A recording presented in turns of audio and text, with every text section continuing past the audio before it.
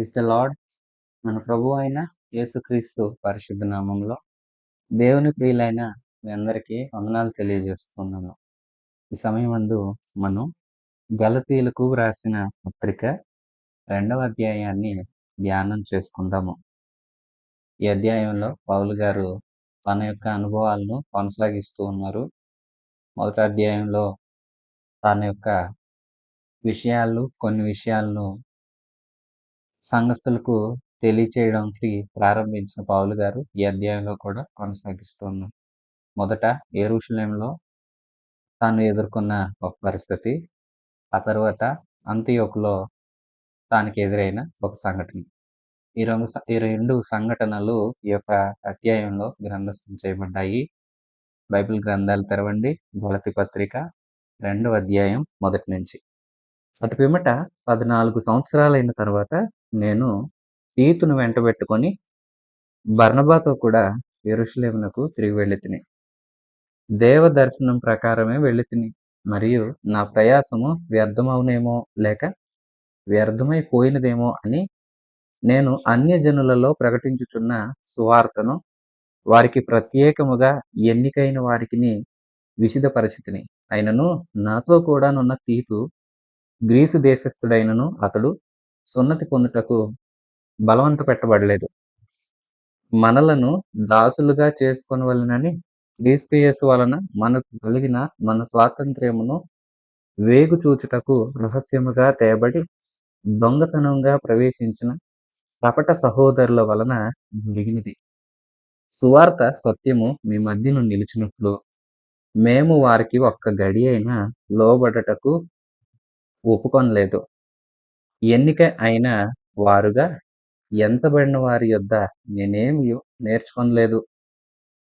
వారెంతటి వారైనను నాకు లక్ష్యం లేదు.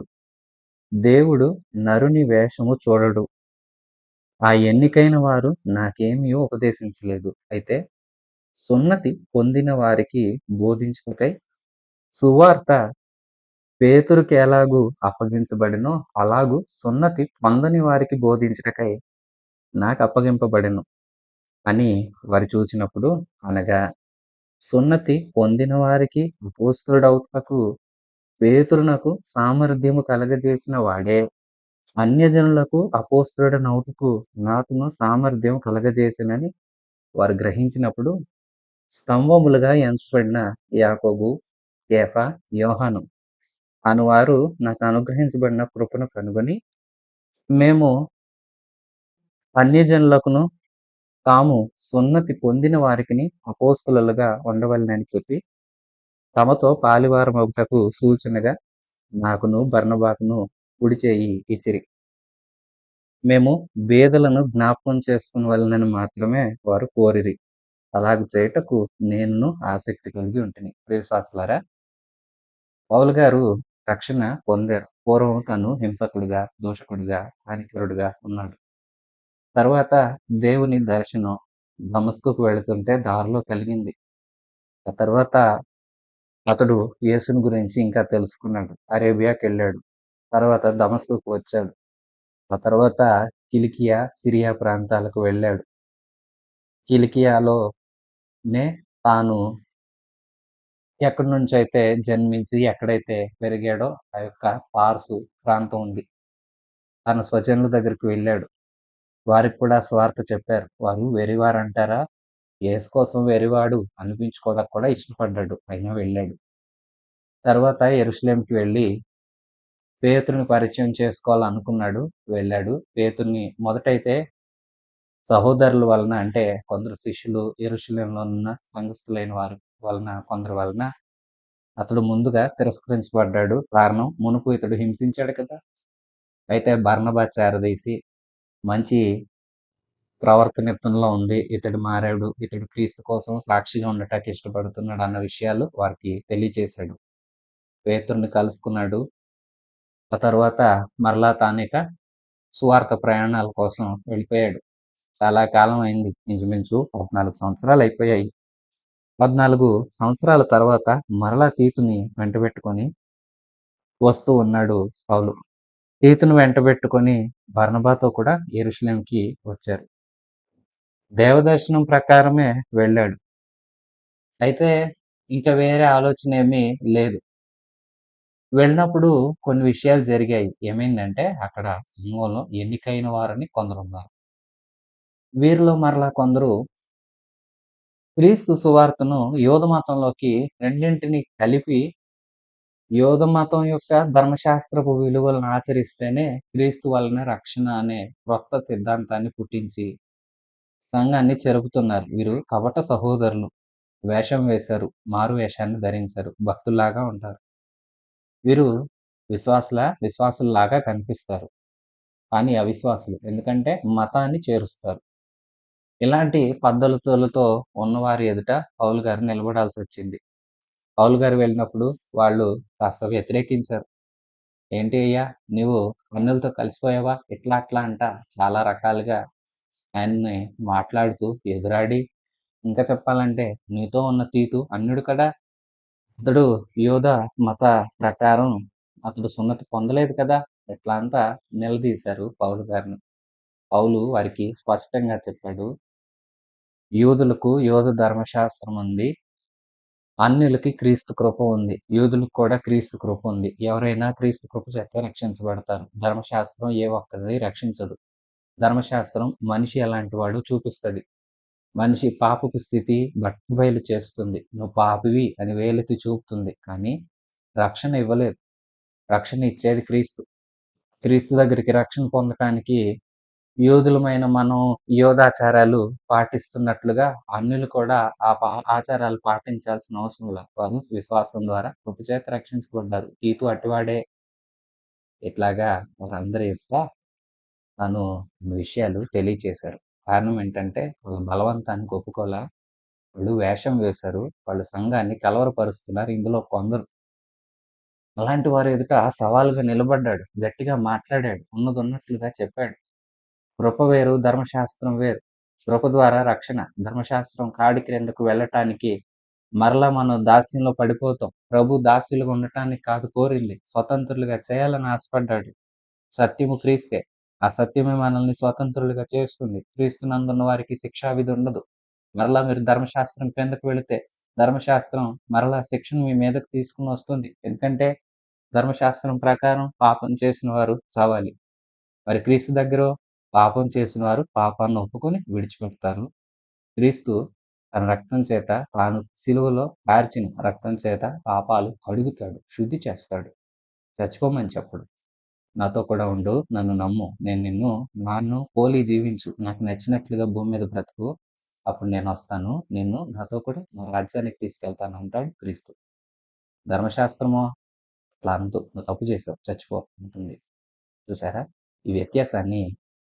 వారికి అర్థమయ్యేలాగా వివరించాడు. అపోస్తుల కార్యాల గ్రంథం 15వ అధ్యాయంలో ఈ యొక్క సభకు సంబంధించిన వివరాలు కొన్ని ఉన్నాయి. అధ్యాయంతో పోల్చి చూసుకుంటే ఈ అధ్యాయం కాస్తంత మనకు సులభంగా అర్థమవుతుంది.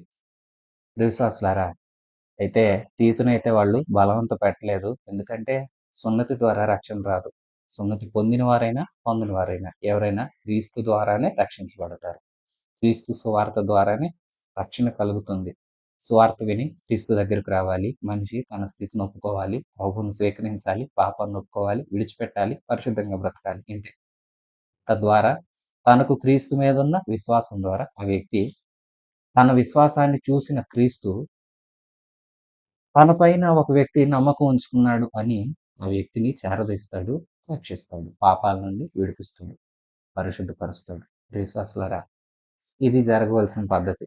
మీరు క్రొత్త సిద్ధాంతాలు తీసుకొచ్చారేమి అంటూ అన్యుల ఎదుట తన వలన జరుగుతున్న పరిచర్య వివరాలు అన్నీ తెలియచేస్తూ అలంతా చెప్పేసరికి అక్కడ పెద్దలుగా ఉన్న పేతురు, యాకోబు, యోహాను వీరి వాదనతో అంగీకరించారు. మిగతా సహోదరులు, ఈ కపటమైన వాళ్ళు కూడా తెలుసుకోగలిగారు. ఏమనంటే, అవును, పౌలు చెప్తున్న మాటలకు మనం ఏం అడ్డం చెప్పగలం? ఉన్నదున్నట్లు చెప్తున్నాడు, సత్యమే మాట్లాడుతున్నాడు. అందుకే వాళ్ళు ఏమి అడ్డం చెప్పలేకపోయారు. కపట వేషధారులు కూడా అడ్డం చెప్పలేకపోయారు. అంతేకాదు, అందరూ ఒక విషయాన్ని తెలుసుకున్నారు. ఏమనంటే, యూదులైన వారికి సువార్త బోధించడానికి దేవుడు ఈ పేతురు, యాకోబు, యోహాను ఇలాంటి పెద్దలు ఇంకా అనేకులైన అపోస్తలులు ఉన్నారు కదా! వారందరినీ ఎలాగూ దేవుడే పిలిచి ఏర్పాటు చేసుకున్నాడో, పౌలు గారిని కూడా అన్యజనులకు సువార్త చెప్పడానికి దేవుడే పిలిచి ఏర్పాటు చేసుకున్నాడు. ఆ విషయం స్పష్టంగా తెలుసుకున్నారు. అందుకే పెద్దలైన వారు పౌలు గారిని సమర్థించారు. ఇక ఆ కపట వేషధారులు కూడా నోరు మూసుకొని ఏమీ మాట్లాడలేక ఉండిపోయారు. పెద్దలైన వారు వీరిని ఇంకా ప్రోత్సాహపరుస్తూ వారి కుడి చేతిని అందించారంటే కరచాలనం చేశారు. అభినందనలు తెలియచేశారు. అలాగా సభ ముగిసింది. అందరి ఎదుట పౌలు ధైర్యంగా మాట్లాడాడు. వారి వలన ఏదో నేర్చుకునొచ్చి తర్ఫీదు పొందుకొని, ఇతను అనేక చోట్ల సువార్త చెప్పిన వ్యక్తి కాదు పౌలు. సాక్షాత్తు దేవదర్శనం వల్లనే, దేవుని చిత్తం ప్రకారం వల్లనే నడుచుకున్నాడు. పేతురుని, యాకోబుని, యోహాన్ని అలాగే యేసుక్రీస్తు తన సేవ ఆరంభించినప్పుడు శిష్యులను పిలుచుకున్నాడు కదా! అలాగూ ఆ ప్రభువే పౌలును కూడా పిలిచారు. వాళ్ళని పిలిచిన ప్రభువే పౌలుని పిలిచాడు. వాళ్ళకి శక్తినిచ్చిన ప్రభువే పౌలుకి ఇచ్చాడు. వాళ్ళని స్వార్థ పరిచర్యకు పంపిన ప్రభువే పౌలుని కూడా స్వార్థ పరిచర్యకు పంపాడు. ఆ విషయాన్ని అక్కడున్న వారందరూ అర్థం చేసుకున్నారు. పౌలు అర్థమయ్యేలా చెప్పారు. పెద్దలైన వారి అధికారాలనేమి తృణీకరించలేదు, తిరస్కరించలేదు. కానీ వాస్తవం ఏంటో అందరికి అర్థమయ్యేటట్లు కొన్ని వివరాలు తన పక్షంగా తాను, బర్నబా కలిసి విషయాలన్నీ తెలియచేశారు. అలాగూ జరగటం ద్వారా సభపారు ఎదుట పౌలు అంగీకరించబడ్డాడు. ఎందుకంటే పౌలు సత్యం పక్షంగా నిలిచాడు. సత్యం ఎప్పుడూ గెలిపిస్తుంది.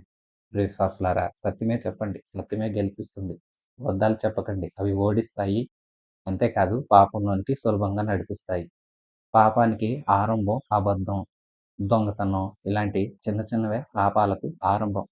తద్వారా మనిషి ఒక అబద్ధం నుంచి ఇంకా కొన్ని, ఆ తర్వాత వాటి నుంచి మరికొన్ని ఇలా చెప్పుకుంటూ చివరకు పాపిగా ప్రభు ఎదుట నిలబడవలసి వస్తుంది. అందుకే సత్యమే చెప్పండి.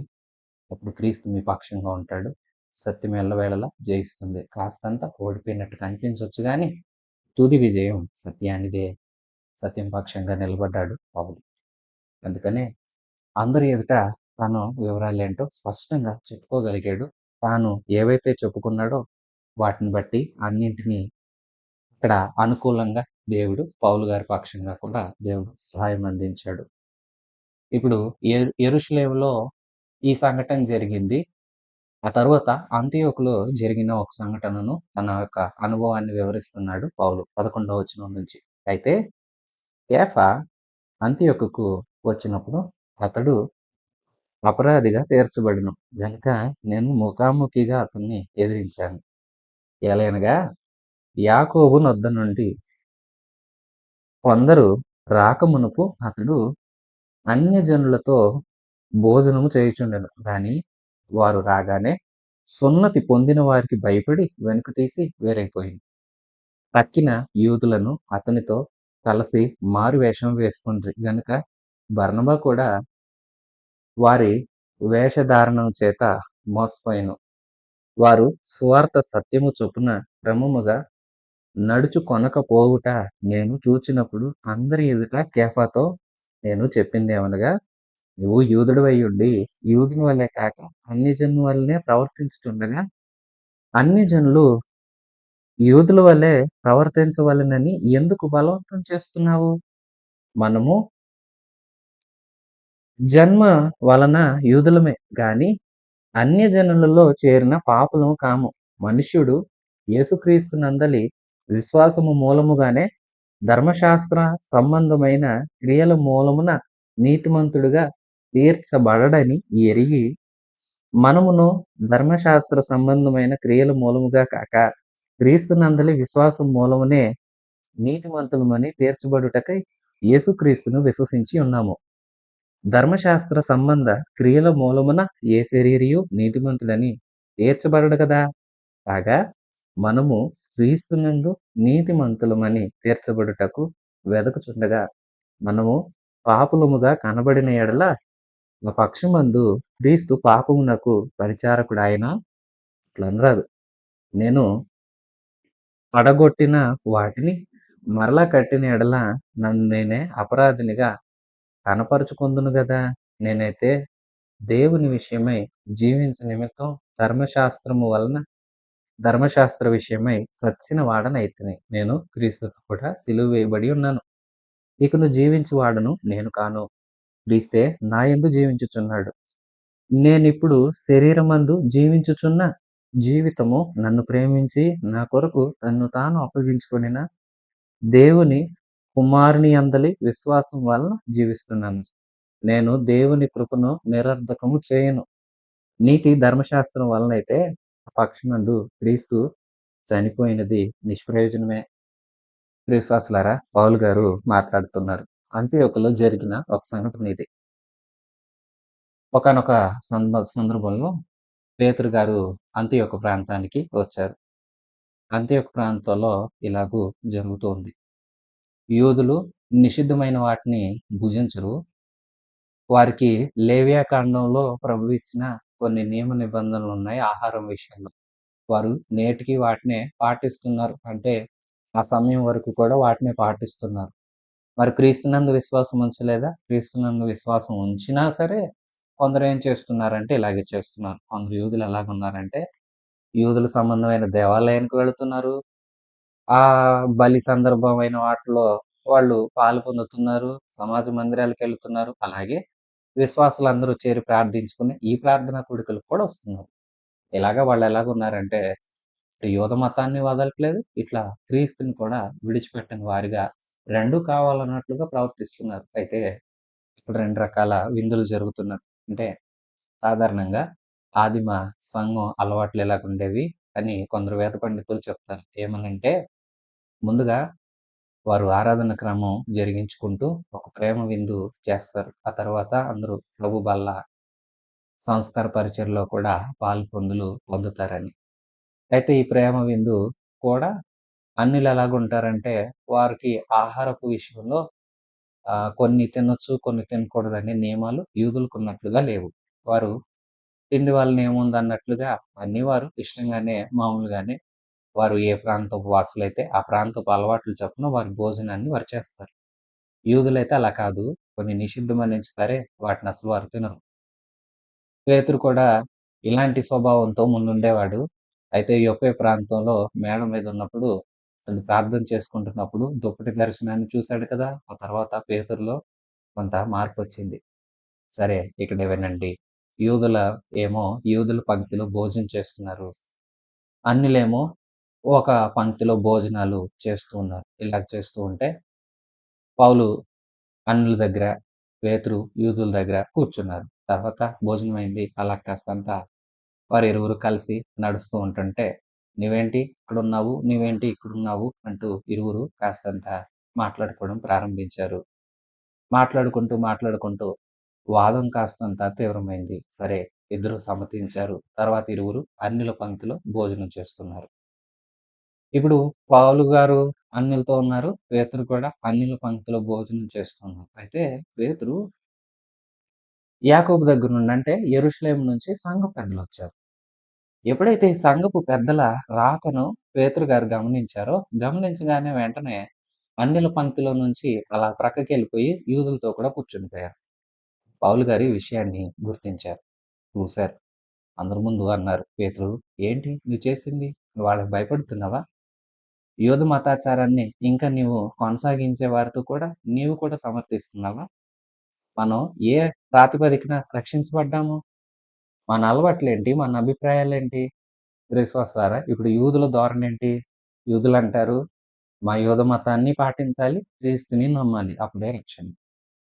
కానీ సాధారణ సిద్ధాంతం అసలు వాస్తవం ఏంటి?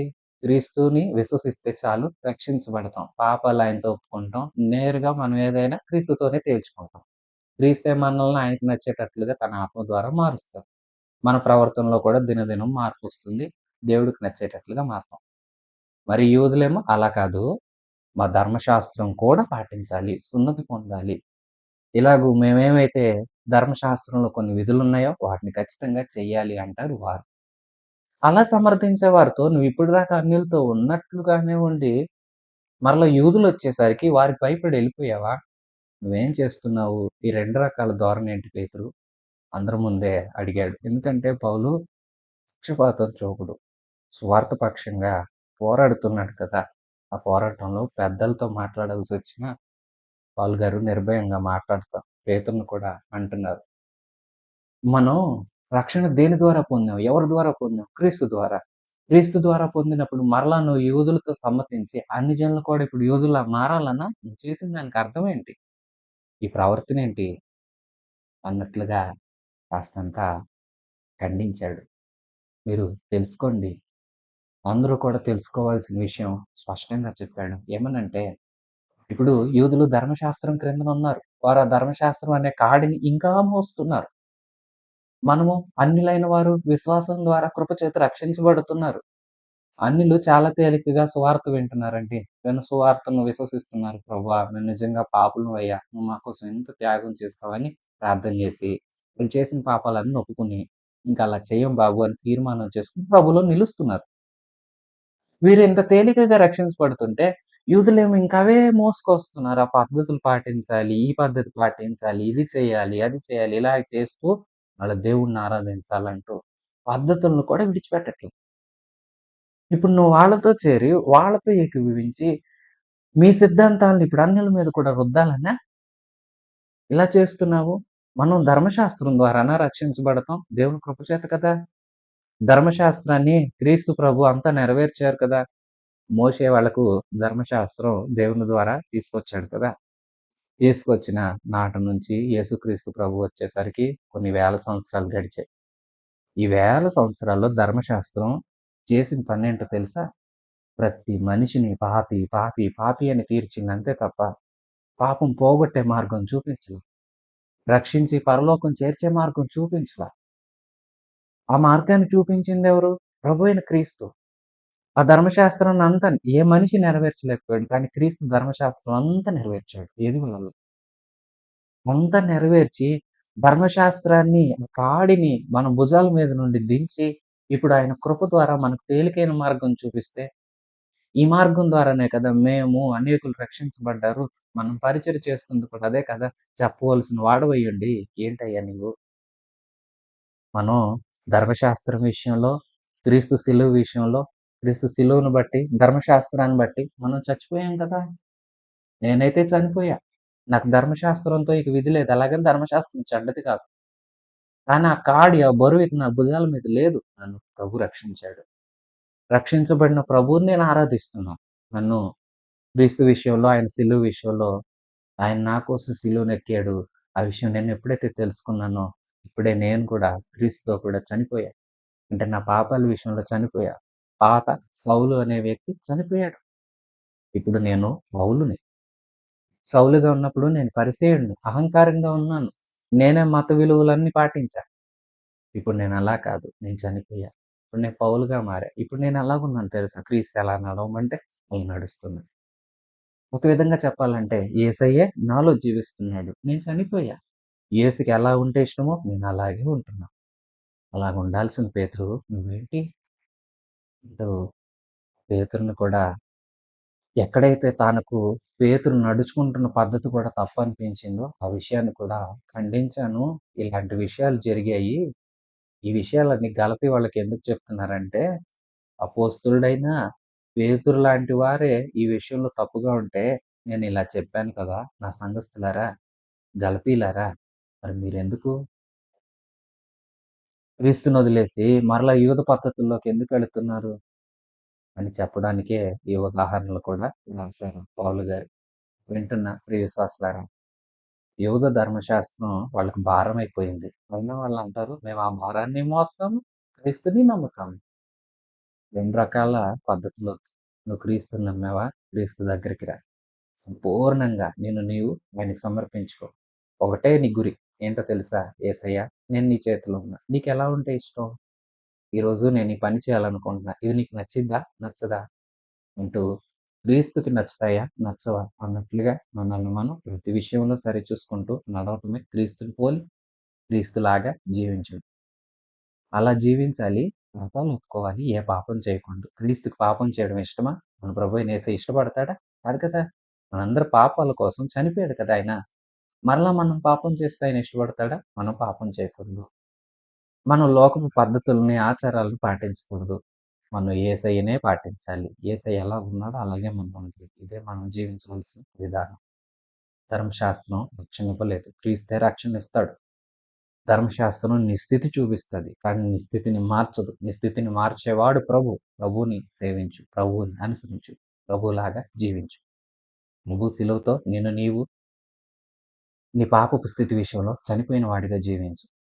అంటే ప్రభు నీకోసం సిలువనెక్కాడు, మరణించాడు. నీవు కూడా పాపం విషయంలో చనిపోవాలి. ఇప్పుడు నీవు క్రొత్తగా క్రీస్తు ఎలాగ మరలా పునరుత్థానుడై తిరిగి లేచాడో నువ్వు కూడా అలా క్రొత్తగా జీవించాలి. క్రొత్తగా అంటే యేసయ్యకి ఎలా నచ్చుతావు? యేసయ్యకి ఎలాంటి మాట తీరంటే ఇష్టం? యేసయ్యకి ఎలాంటి చూపులుంటే ఇష్టం? అంటే నువ్వెలా చూస్తున్నావు? నీ చూపులు యేసయ్య అంగీకరిస్తాడా? అంగీకరించడు. నీ మాటలున్నాయే, నువ్వు మంచి మాట్లాడుతున్నావా? బూతులు మాట్లాడుతున్నావా? అబద్ధాలు మాట్లాడుతున్నావా? ఇవి ప్రభువుకి నచ్చుతాయా? నచ్చవంటే అవి నువ్వు చేయకూడదు. నీ ఆలోచనలెలా ఉన్నాయి? నీ ఆలోచనలు ప్రభువుకి నచ్చుతాయా? నచ్చుతాయంటే ఆలోచించు. నచ్చవు అంటే వాటిని నువ్వు చేయకూడదు. నువ్వు ఏ ప్రాంతాలకు వెళుతున్నావు? ఏ పనులు చేస్తున్నావు? నీ కాళ్ళెటు నడుస్తున్నాయి? నీ చేతులు ఏం పనులు జరిగిస్తున్నాయి? అన్నీ క్రీస్తుకు నచ్చుతాయా? నచ్చుతాయంటే కొనసాగించు. నచ్చవు అంటావా? అయితే నువ్వు కూడా చేయకూడదు. నచ్చుతాయా? నచ్చవా? ఎలా తెలుస్తుంది? ఎలా తెలుస్తుందంటే నువ్వు క్రీస్తుకు దగ్గరవుతే తెలుస్తుంది. పద్ధతుల్లో, లోకంలో ఉన్నంత కాలం నువ్వు క్రీస్తుకు దగ్గర కాలేవు. క్రీస్తుకు దగ్గరైతేనే క్రీస్తులాగా జీవించడం నేర్చుకుంటావు. క్రీస్తులాగా జీవిస్తేనే ఆయన రాజ్యంలో నీకు చోటు దొరుకుతుంది. పేతురైనా, ఇంకెవరైనా, ఇంకా గొప్పవారైనా, లేదంటే సాధారణమైన వ్యక్తులైనా, గొప్పవారైనా, అల్పులైన, సామంతులైన, సామాన్యులైన, నీవు ఎవరివైనా, ఏ స్థానమందున్నా, ఏ స్థితిలో ఉన్నా, ఏ పదవిలో ఉన్నా, ఏ దేశము, ఏ ప్రాంతము, ఏ భాష అయినా ఒకటే గుర్తు, నువ్వు యేసులాగా ఉండాలి. యేసులాగా, యేసుకు నచ్చే పనులు చేస్తే, యేసులాగా జీవిస్తే నువ్వు పరమందుంటావు. యేసుకు నచ్చనిది ఏది చేసినా నువ్వు పరలోక భాగ్యాన్ని కోల్పోయి నరకానికి వెళ్తావు. ఎక్కడికి వెళ్ళాలనుకుంటున్నావు ప్రియ విశ్వాసి? యేసయ్యకి నచ్చేలాగా జీవించు. దినదినం యేసులాగా మారు. యేసయ్యకి దగ్గరగా రా. యేసయ్యని ఇంకా తెలుసుకో. యేసయ్యలో నడుచుకో. యేసుని పోలి జీవించు. ఇతరులను కూడా యేసయ్యకు దగ్గర చెయ్యి. నువ్వు దూరం అవ్వమాక, నువ్వు లోకంలో కలిసిపోమాక, నువ్వు లోకస్తులతో జీవించి యేసుకు దూరం అవ్వదు. యేసుకు దగ్గరవ్వు. యేసుకు నచ్చేలాగా జీవించు. వేరే దేనిని ఆలోచించవు. క్రీస్తునే ఆలోచించు. క్రీస్తుకి ఎలా ఉంటే ఇష్టమో అలాగే జీవించు. నీ జీవిత యాత్రను అలాగే కొనసాగించు. ఇప్పుడు ప్రభు వచ్చినప్పుడు నిన్ను తనతో కూడా తన రాజ్యంలో ఉండటానికి యుగయుగాలు ఆయనతో కూడా కలిసి ఆ నిత్య రాజ్యంలో ఆనందించడానికి చేయి పట్టుకొని నిన్ను ఎవరైతే అలా జీవిస్తారో వారినే మరల చెప్పన ఎవరైతే క్రీస్తుకు నచ్చేలాగా జీవిస్తారో వారినే చేయి పట్టుకొని తన రాజ్యంలోనికి తీసుకువెళ్తాడు.